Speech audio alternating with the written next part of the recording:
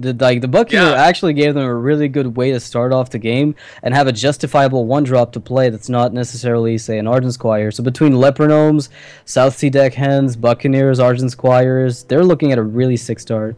Yeah, if the guy was a 1/2, it's weird to say this. I think it actually might be a better card as a 1/2. But that card is actually a pretty big threat if you turn one it out of a rogue deck. And, I mean, there's going to be some people out there that are pirate fans. They're going to make that card work. Yeah, and it's been pretty good also mid-game. If you're playing something like Perdition's Blade, you know, turning it into a 3/2 weapon immediately. You can play it on turn 4, combo the Perdition's Blade, hit for 2, and then you've got a 3/2 weapon. That kills a 5 health minion for, 4 mana. So there's a few ways you can enable the card, but I haven't seen it played just yet. Thijs, with the Wild Growth, with the Darnassus Aspirant, he's got a great draw, which means obviously that he's very skilled at Druid. Yeah, you always want to go with the Wild Growth first here in this matchup as well. There's a lot of ways it can go wrong. If you just play the Daenerys Aspirant first, you can kill it, and take care of it that way. But as you said, just obviously a very skilled Druid player. He's got a lot of ramp in his hand. Yeah, like Thijs is, and you know what's really funny though? Like I'm a little facetious about the whole Wild Growth and Darnassus Aspirant thing, and he gets ramp and he's good at this game. But Thijs has been the most consistent player with Druid that I've seen recently. In ATLC, the class is known for having one of the lowest win rates, except Thijs. Thijs is like a 70% win rate with Druid, where everyone else is in the 30 to 45s. Like, it's just, he's got this deck on lockdown. Yeah, we actually talked about that a lot when I was working for HPL. When I was doing HPL, is the fact that the Druid was by far the most winningest deck. It had the best win percentage, and only one other deck actually had a winning win percentage for the entire season. But Druid was well over 60% for most of the season. I mean, people were drawing Wild Growth and Innervates in their opening hands, it seemed like every game. I mean, we saw turn 2 Doctor Booms, we saw turn 3 Ragnaros in certain matchups. I mean, it was unbelievable to watch all season long. And then to hear in ATLC that it was the complete opposite was very surprising to me, because the deck just seems like such a safe choice to me. Yeah, but it was the format was very peculiar for ATLC. You have to keep in mind that I guess maybe it didn't support it nearly as much as we'd like it to. Of course, best of 11 exposes Druids to all sorts of weaknesses, which is why I think we're seeing it so much in this one-on-one best of 5. It's a deck that has a huge amount of potential, but it's also got some pretty horrible matchups if it's not consistent enough in the draws. Yeah, and speaking of matchups, I mean, this is one that is argued a lot on both sides. If you're the Druid player, you like to say that you have the favor in this matchup. If you're the Rogue player, you like to say that you have the favor in this matchup. Right. And I feel that it comes down to A, the draws, B, how good the players are with their decks. If you're a very proficient Rogue player, then I feel that you have a slight edge in this matchup, because a well-timed sap can be just backbreaking in this matchup. Yeah. So Surrender does have, his print and the prep, but will he opt for a different line of play than this? Like, is this ever fine? Is it ever fine to attempt some kind of prep play? Like, the question is the threat of a 6-drop from Thijs big enough that you're gonna want to go for a crazy prep Phantom Knives SI, right? Like, that's the big question. 6 drops aren't exactly the biggest deal. 7 drops are. Yeah, you want to get him off 7 mana. I mean, it's Emperor or nothing else. That's the one that you're the most worried about here. Is if you're worried about getting him off Emperor, then yeah, he's gonna make the play.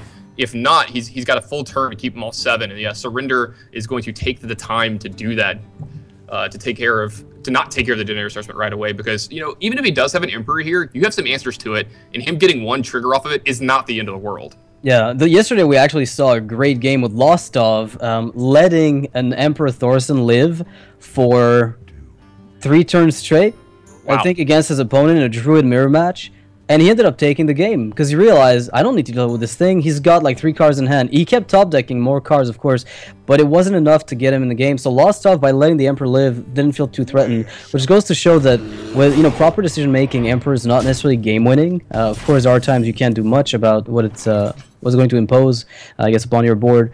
But Surrender not being too worried about it, I think, makes sense considering the size of Thijs' hand. Yeah, and he doesn't have an oil here this turn. If he had an oil here this turn, he could actually set up some pretty big plays. He could like punch through and use a Blade Fury here to really get some tempo away from Thijs and take some mana away from him, because you got to believe he really wants to take care of this mana from Thijs here. He doesn't want him rolling into 7 mana next turn. Yeah, the really awkward position. I mean, he can wipe the board. There's no question about that. The problem is if he does wipe the board, he has to use up the prep. And with the 2 sprints in hand, keeping that prep, using that prep on a spell that's going to be removal based feels pretty bad. So maybe you just sprint right now and hope you pick up a backstab. I mean, there's a few things you could get that are going to improve this. Yeah, you don't always have to prep your sprints in all matchups. Like, I think some people move in on that too much. Like, they're too worried about the fact they have to do that. Like, they feel they can't cast sprint for 7 mana when it's perfectly fine in some matchups. But here in this situation, he kind of has to. Yeah. Because he's falling behind so much tempo. He just needs sheer card quality and quantity to keep up with what's going on. And it's going to be really hard to keep up with this board. Yeah, what's really good about the sprint here is he's digging for better Blade Flurry, right? Because he does have the 2 Blade Flurries. All he needs now is to find a way to buff up the weapons. He did pick those up, but look at the cost of these cards. Without a prep top deck, this is... Oh my god! You're so good at calling these cards today. Never mind. I was going to say, without a prep top deck, this could be really painful for Surrender. But yeah, never mind. With the way you've been calling cards today, I think we're going to have to get you to put a shoe on your head at some point in time to prove it's not pre-recorded. Because you've been 100% right in every situation here today. But maybe we would have pre-recorded this with a pre-recorded stream, so I actually put the shoe on my head, and it looks like it's not pre-recorded. It's like Inception there. You go so deep. Pre-recordception. Live on Starladder. Well, not quite live. And not quite live. Oh, God. All right, so Surrender, if you're him to start it, you feel like you have to clear this board, right? But what's the best and easiest way to do this? You have to prep out this Tinker Sharpshot oil, but how do you get a minion to play first? Yeah, you gotta get a Violet Teacher. I'll say he's gonna be able to do a lot of work here. Do you just Blade Flurry for a total of 4 damage and leave the Dr. Boom at 3? Yeah, this is what's gonna happen. He's gonna have to clean through this Dr. Boom now.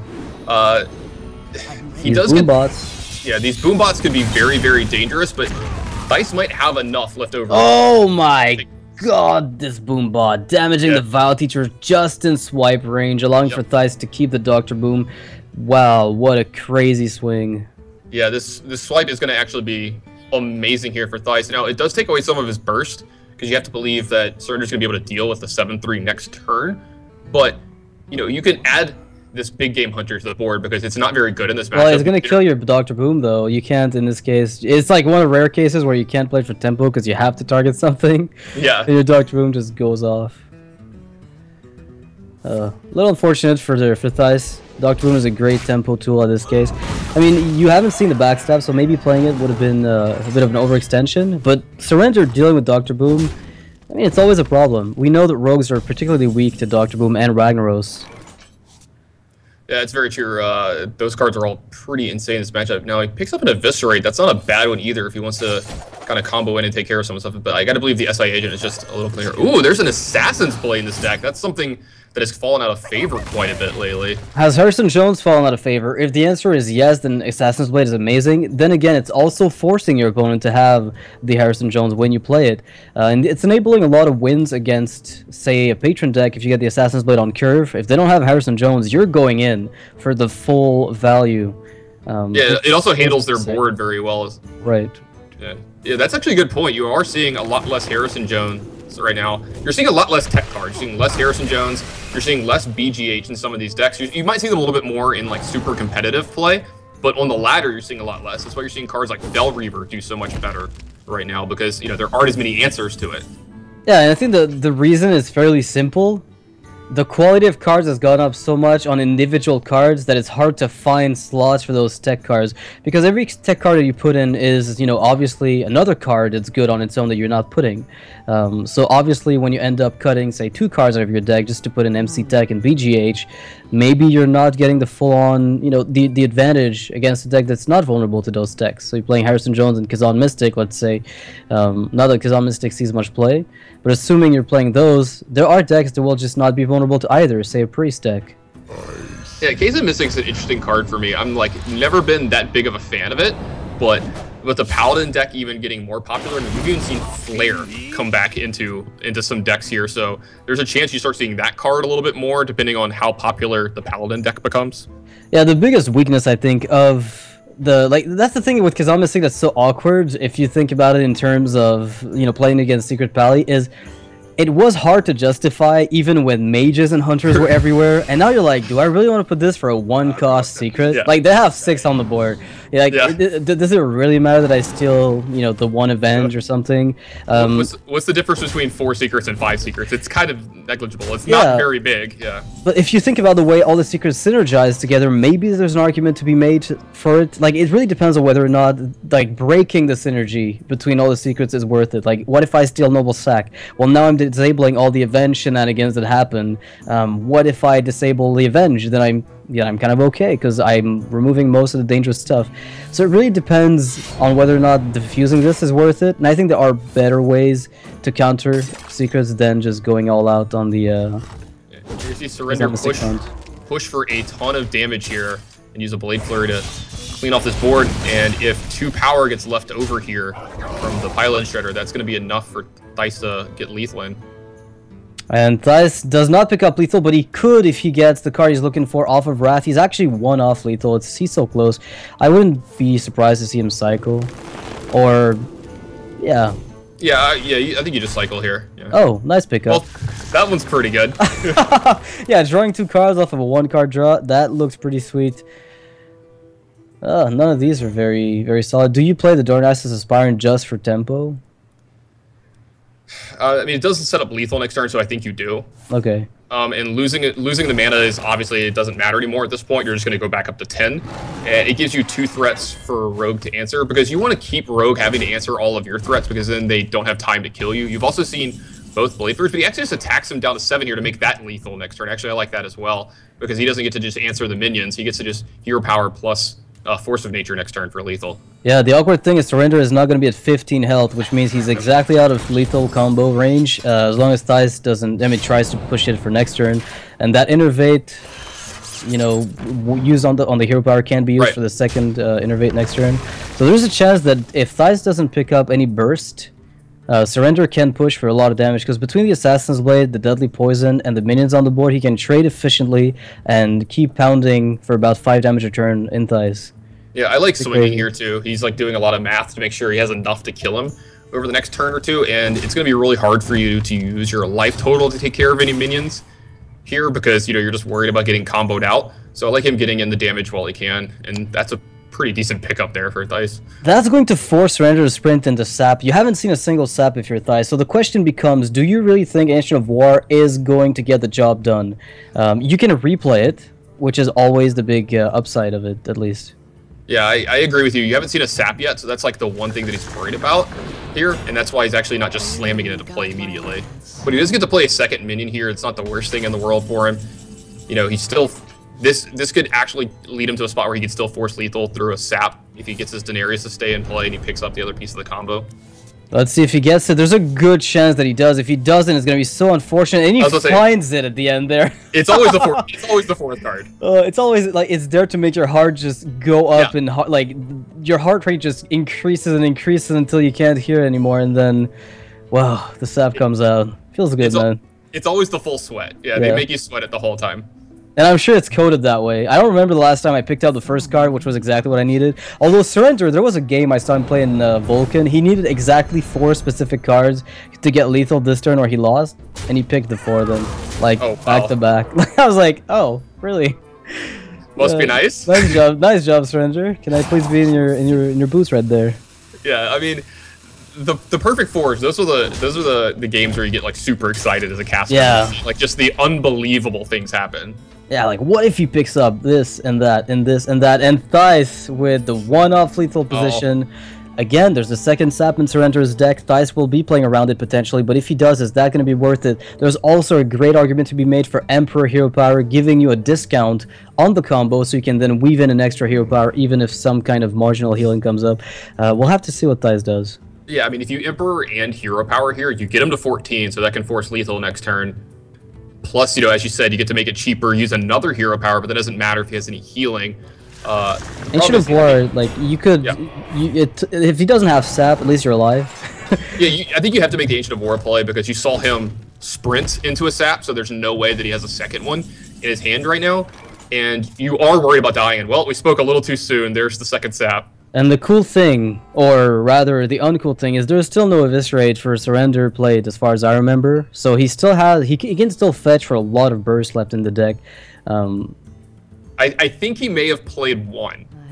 Has he? I don't remember what. He's been through so many cards. I remember him face tanking that board and not using Eviscerate to clear it. But honestly, if he doesn't heal up here, he's just dead. There is like, unless he finds a Belcher off the top, or another anti-heal bot, which some lists do run too, then he's just dead to combo straight up, and he can't do anything about it. Yeah, it looks like he's actually going to die to the combo here. He's going to push enough damage that he can set up lethal himself next turn, but he's not going to be able to stop the combo from Thijs here. Yeah, and Thijs is going to be pretty relieved to see that his opponent has nothing to finish him off, and with the exact lethal off of the combo, we can see that it was a pretty close game in Surrender with the typical All Rogue, right? Like, the metagame hasn't changed at all for All Rogue. Well, the metagame did, but not them. Right. And I think it's good for them. The metagame right now looks pretty good for All Rogue overall, better than it was, perhaps, before TGT. Yeah, it's also nice when you have this super streamlined deck and people are still playing decks that might not be optimal builds, since all these new skins are going on, and you're just like, I know mine's built well. It's, you know, there's a good thing for a player like Hyped or Surrender, right, who are experts at Rogue or even Dog, because they know the Rogue class inside and out. Like, they know every tempo play that can be made at every turn against any deck. They have played, I mean, I know Hyped has played, what, 10,000 games of Rogue, at least. It's just a ridiculous amount of volume, and I wouldn't be surprised if Surrender and Dog put in, you know, thousands of games of Rogue, obviously, and they know their deck. At this point, TGT not modifying the metagame too much as far as their deck build goes, it just gives them a huge edge if people are trying to refine their own build.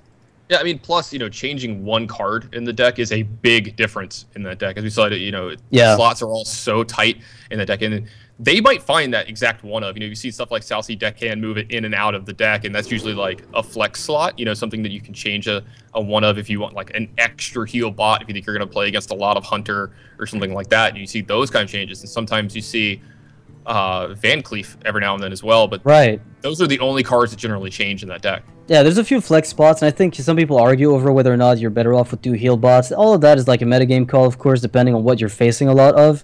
Like, some people play BGH and Rogue, some people don't, because they're afraid of Ragnaros, they're afraid of Dr. Boom, for good reasons. So Earthen Ring Farseer every now and then makes an appearance. And I was going to say, we got to see a new deck out of Warlock here. This is going to be Zoo. This is actually one of my favorite decks. Is it Zoo, or is it more of a mid-range Demon Lock? We still can't quite tell exactly, because it's so hard, like Warlock with 1,000 archetypes. But you're right, it's got what it looks like a Zoo deck. Oh my goodness, that hand. Whew. This one's not bad. He just needs a way to really make this egg get going. I mean, he has a defender, but it's a little slow. This matchup is always interesting, too, because you have a lot of burst and ways to finish off Grim Patron. It just matters how much they can affect you early in the game. You know, if they have an early Fiery War Axe or something like that, and if you have a Flame Imp go unchecked, I mean, you can get in like 9 damage with it over the span of the game. You can generally win, but this matchup can be very hard because you do make giant cluttered boards with 1 and 2 power minions, and that's really good for patrons. Yeah, I thought the Imgang bosses were bad for Surrender in his starting hand, and he mulliganed them away, but it turns out he actually managed to pick up a worse follow-up. Like, I don't know how you change 2 Imgang bosses into Doom Guards. They're great if you have a Void Caller, let's be honest, but it's pretty rough otherwise. Yeah, it's one of those situations, it's a real weird thing to talk about. Like, you have 2 Doom Guards in your hand, so people say that it's, you know, you're unlucky, but in some ways it is actually lucky, too, because when you play them, you know, if you discard the other one, it's like not the worst thing in the world. Or if you have a hand where you do get to save them, it's such a huge swing in the game. You know, it's a big risk, but oftentimes in this deck, especially in this matchup, you have to take big risks to win. So yeah, it's already difficult to push for that you know, early heavy damage amount. Now, Surrender will just play on tempo. He gets a decent turn 3 with a Void Walker, for all that's worth. He's going to be able to tap on the back of it and get himself an extra card. Possibly a Void Caller to curve into a Doomguard follow-up. I mean, he's definitely looking for those Void Callers. Getting the ability to summon a 5/7 with charge for free. Pretty sweet. Yeah, it's going to be interesting to see if he has any of the new cards in the deck, too. The one I've been playing with this has Lance Carrier in it. It's great, yeah. Yeah, I mean, I actually, the first time I read the card, I didn't realize the buff was permanent. And I was like, oh, wow, this card is actually really good. Because I was like, why would I ever play this over Abusive Sergeant? But the more... yeah, the more right, it's so bad if you look at it that way. It's also really good in the Paladin matchups as well. The 1-2 body is actually extremely relevant in those kind of matchups because they just have so many 1/1s that you generally get a lot of value out of the card. I'm surprised we haven't seen that card played in the Divine Shield Paladin approach. Like I'm surprised we haven't seen that new the new card for Paladin, the new buff. The new buff that gets +2 attack and Divine Shield for 3 mana. It's a pretty costly one, admittedly, but the combination of this with Lance Carrier in a very Divine Shield heavy Paladin, I feel like there's an archetype lurking there for people maybe to refine in many ways. Maybe just iterate on the early aggression decks. Oh, I 100% agree with you. The problem with that card is it's fighting with Blessing of Kings for like that slot, and sometimes Blessing of Kings is just a little better, but it is a very aggressively costed card and comes out, obviously a full turn sooner and allows you to get in just as much damage because, you're attacking with it sooner. Yeah. So the card is very good. I'm gonna have to try it out sometime soon. Alright, so it looks like Surrender is back to square one with a headache. The Death Spite's already set up, so he knows he's going to lose a Spider if he taunts it up, so he's going to have to taunt up the other minions to make sure the Spider doesn't get popped with a Death Rattle triggering first, and that is going to be kind of annoying for Thijs. Yeah, it also sets his imp up to not die to the Whirlwind effect off of the Death Spite here. Right. Yeah, so this decent turn here for Surrender. Thijs, though, he can start to set up some pretty big stuff here. He's got a Grim Patron and he wants to start getting really aggressive with that. You might think he might, save one more turn so he can Grim Patron plus Whirlwind and have Death Spite. So there's a chance that you see him just do something like Armor Up Gnomish Inventor or just Gnomish Inventor here. Yeah, he can't armor up, but yeah, definitely a Gnomish turn. I think you're spot on here. It makes a lot of sense because you're still looking to dig. You're no big risk of dying right away, and there's always a chance you can pull off a crazy Emperor, which you really don't need, 2 triggers off of in this case. With a hand like this, you need 1 trigger of Emperor to make it worth it.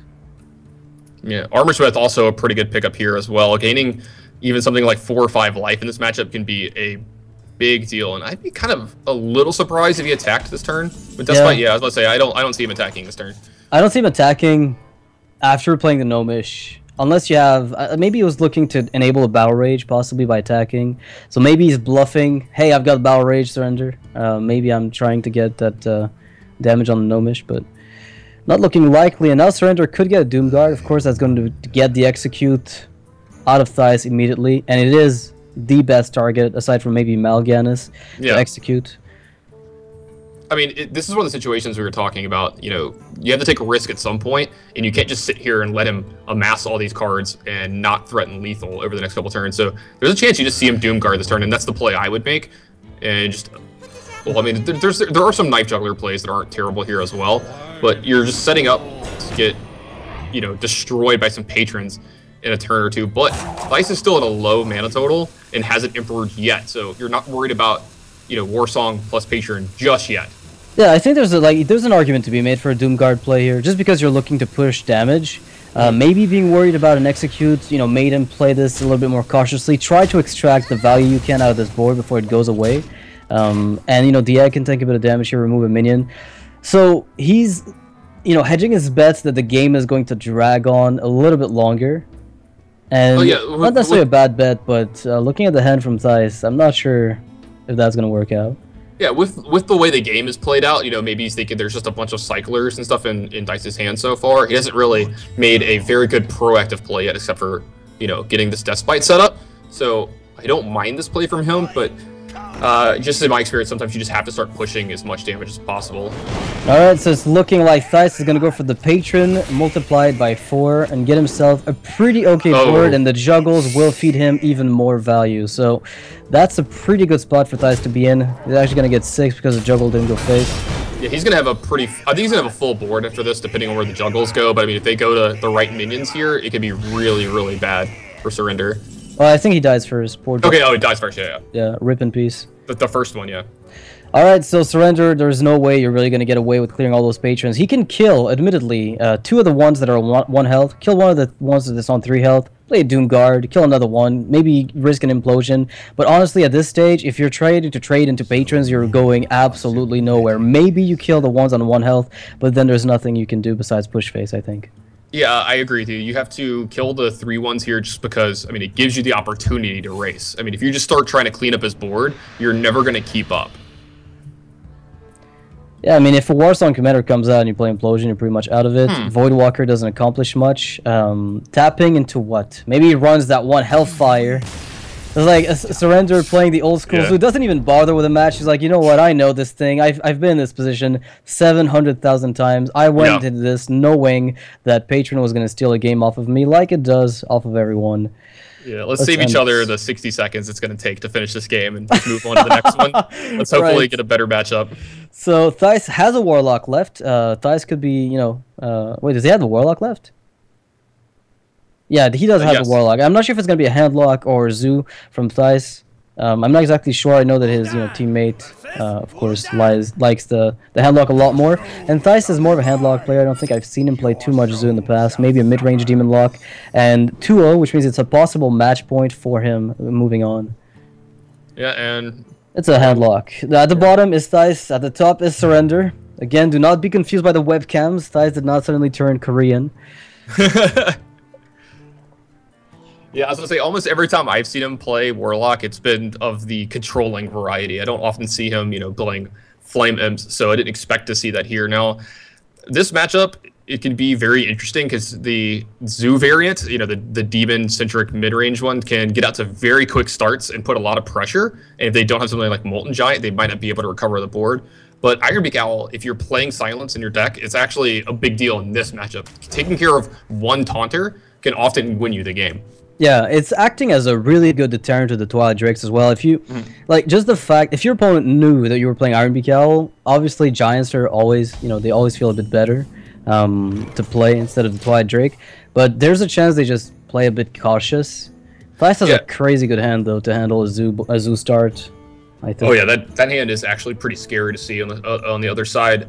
The Twilight Drake in this matchup, it's a weird card. It's like you said, it's really easily answered by by the Ironbeak Owl, and sometimes you need to do that as a tempo play because you need the 2/1 body in play, and you can take care of it very easily. You can run a Haunted Creeper into it, but sometimes you're also in a situation where you have to hold back your Ironbeak Owl and let them have their Twilight Drake because you're going to need to take care of a Sludge Belcher or something. It looks like Thijs is going to go for his own early Ironbeak Owl, and there's really no way it gets contested. The only weak point of this play is if there's a Juggler plus a 1-drop, but if he had a Juggler, you expect him to have played it on turn 2, so I think this read from Thijs is definitely a good one.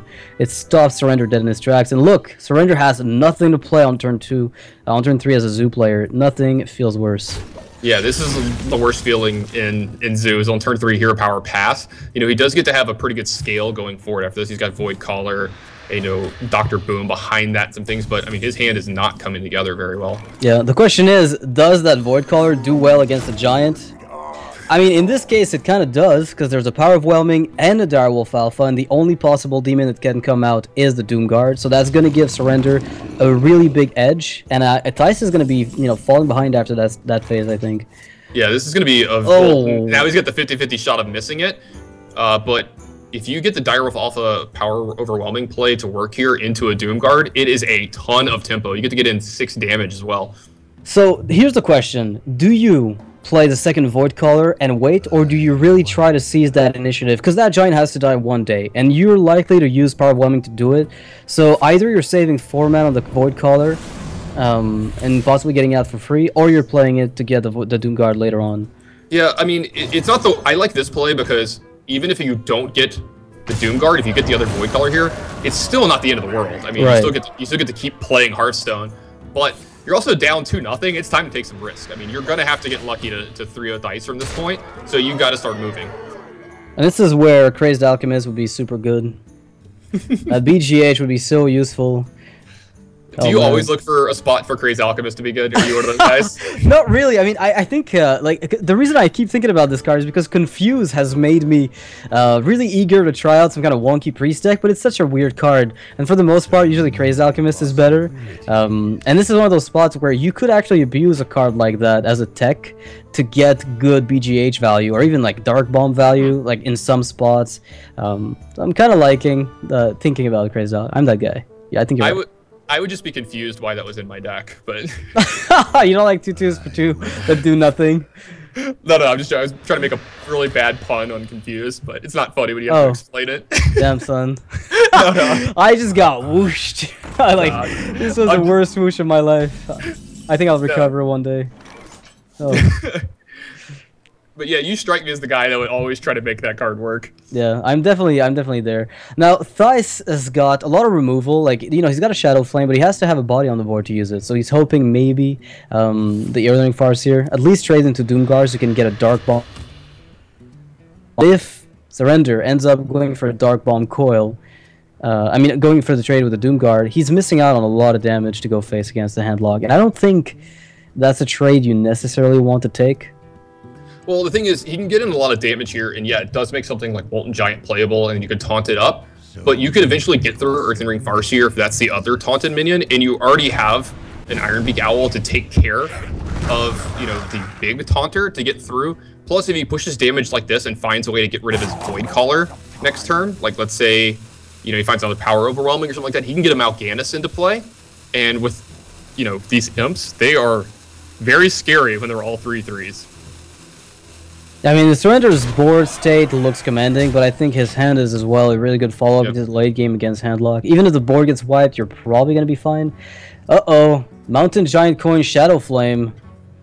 Yeah, see, I like this play from Surrender this turn, because it's going into his turn 7, and he knows that if Thijs answers his whole board, it's probably going to be at the cost of his whole turn, and he's not going to have anything left over, which you just get to rebuild with Dr. Boom. Yeah, and like the only weakness to that play, of course, is BGH double coil. Unfortunately for him, after that, but it's otherwise. I think this is a position you're more than happy to engage your opponent in. But if those Boombots hit hard, and they might, Thijs could actually get a free Molten Giant next turn. Yeah, there's a chance there's going to be a gigantic turn from Thijs here. You know, if he wants, he could actually not BGH first. You know, if he, depending on how he wants to sequence here, and that's what he's thinking about, he might Mortal Coil first. Both of them, you know, A, to get more information, B, have a chance for his Molten Giant to get him free. Let's see how much that... on 1 damage, I don't think you take the chance with this one, right? Or would you still take it? I mean, it's still a 25 that you win the game right away. 25% of the time, you just win the game on the spot here, mostly, so... Oh my god. He can tap, play 2 Moltens, and BGH? Are you kidding?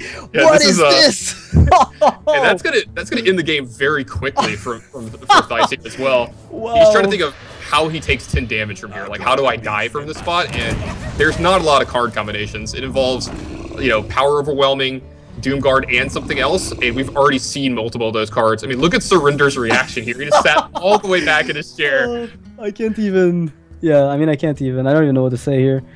What do you even do? I mean, I guess you play the... I mean, all of your options are bad. If you, like... Implosion Defender, I guess. Yeah, this gives you a chance to possibly win next turn with Mal'Ganis, but he got a 2. So, I mean, he rolled low, so...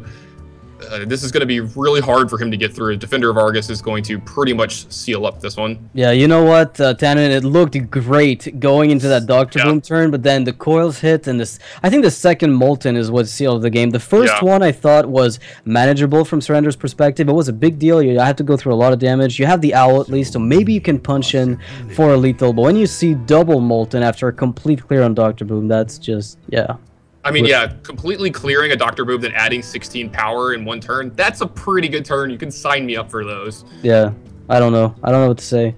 I mean, Thijs might just, you know, close the series here. He's taking his time, make sure he doesn't make a mistake at all. You know, wants to make sure that there's no blunder. But with the amount of taunts he's setting up, it's going to be really hard for Surrender to win unless he plays that weird Dreadsteed deck that has a Twisting Nether in it. Yeah, I was going to say, I'm pretty sure Surrender is actually drawing dead from this point. There's, like, no sequence of cards that could ever actually get him out of this.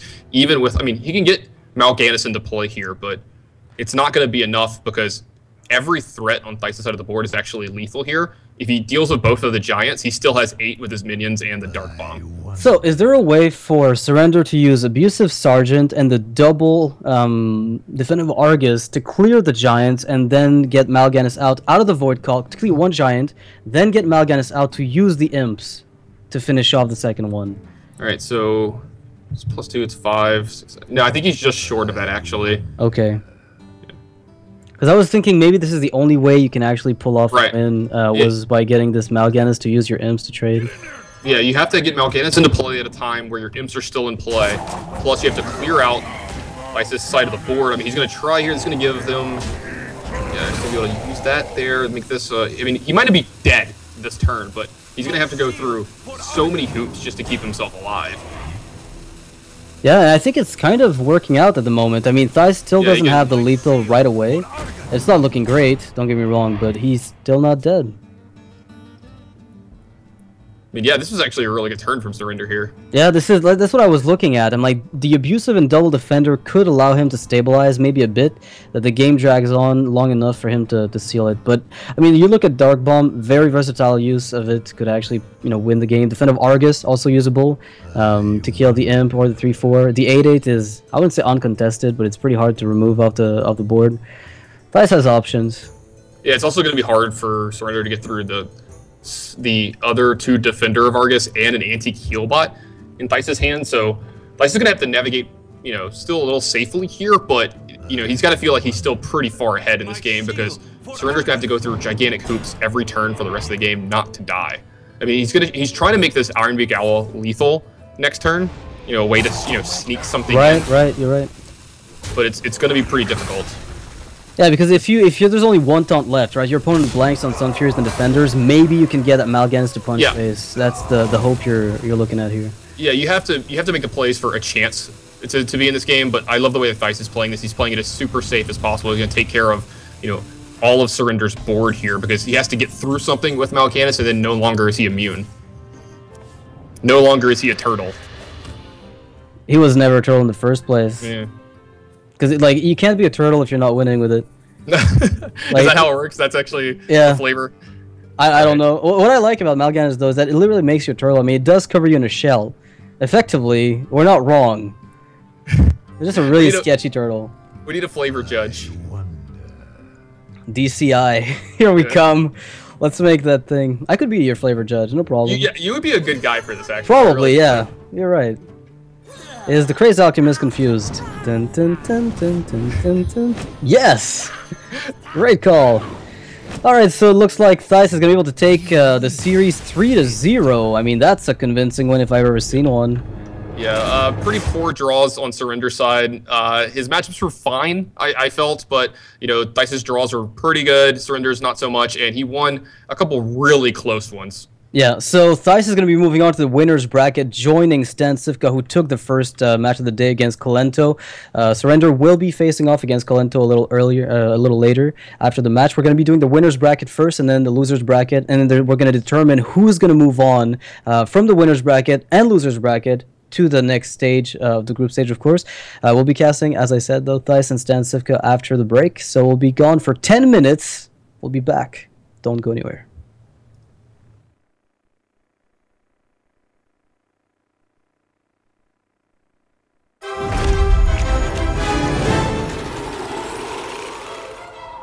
From east to west, heroes are sent, seeking glory in the greatest of events.